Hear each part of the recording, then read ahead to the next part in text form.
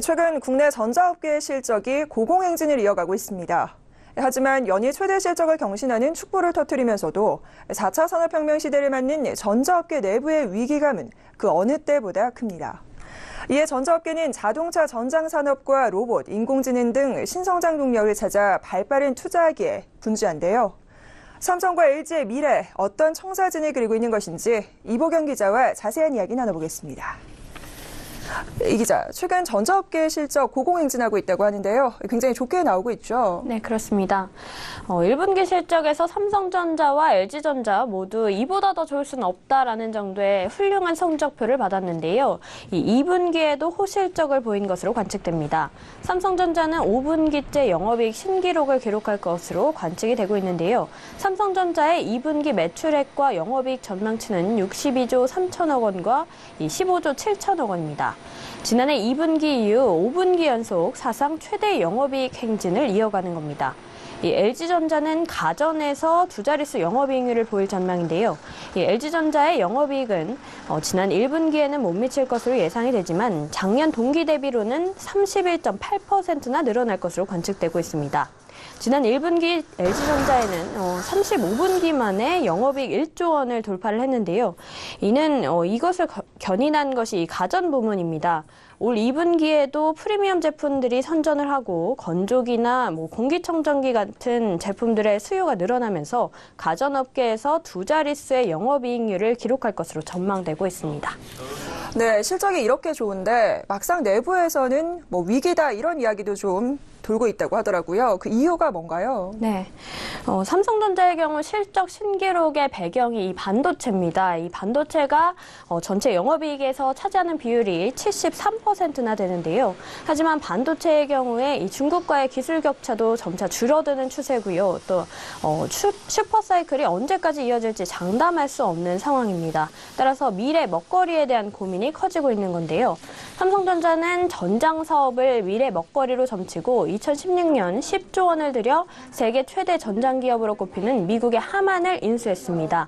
이외에도 이 비브랩스나 스마트싱스, 루프페이, 조이언트 등 다양한 기업들을 인수하고 있는데요.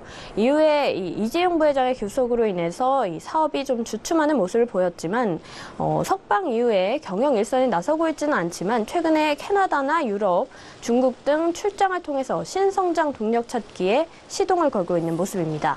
이 부회장은 이 인공지능과 자동차 전장 사업 등 협력사들과 논의를 진행하면서 다각도로 새로운 성장 동력을 모색하고 있습니다. 또 삼성전자는 최근 세계 각지에 AI 센터를 만들고 2020년까지 1000여 명의 인재를 확보할 계획이라고 밝혔습니다. 네, 삼성전자 관련한 이야기 좀 들어봤는데요. 이번에는 LG 이야기 좀 나눠보겠습니다. LG 4세 경영이 시작이 됐는데 구광모 시대에 대한 관심이 상당히 많아요. 이 가운데 LG그룹으로는 이례적으로 과감한 인수 작업을 펼치고 있다고요? 네, 그렇습니다.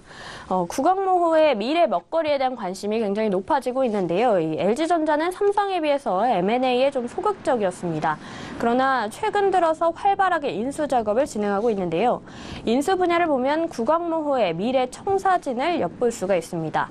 얼마 전에 이 LG전자가 로보스타 지분 20%를 536억 원에 인수하기로 했다는 소식이 있었는데요. 로보스타는 이 산업용 로봇 분야에서 국내 최고 수준의 기술력을 갖춘 기업으로 평가되고 있습니다. 내년 말까지 33.4%까지 지분율을 올려서 최대 주주 자리에 오를 계획도 밝혔습니다. 이외에 올 1월에는 로보티즈에 5월에는 인공지능 스타트업인 아크릴의 지분 약 10%를 확보한 바 있습니다. 또 자동차 전장 사업과 관련해서는 자동차 헤드램프 분야의 글로벌 선도 기업인 GKW를 1조 4천억 원을 들여서 인수하는 계약을 체결한 바 있습니다. 이 전장 분야를 주요한 미래 먹거리로 보고 있다는 거고요. 또 어제는 실리콘밸리의 벤처 투자 기업인 이 LG 테크놀로지 벤처스를 출범했다는 소식이 있었는데요. 그룹 차원에서 해외 벤처 투자 기업을 세운 것은 이번이 처음입니다. 따라서 이 신성장 동력을 발굴하는 데 총력을 다하겠다라는 것으로 해석될 수 있습니다. 네, 지금까지 전자업계의 미래 성장 동력과 관해 경제산업부 이보경 기자와 자세한 이야기 나눠봤습니다. 오늘만입니다.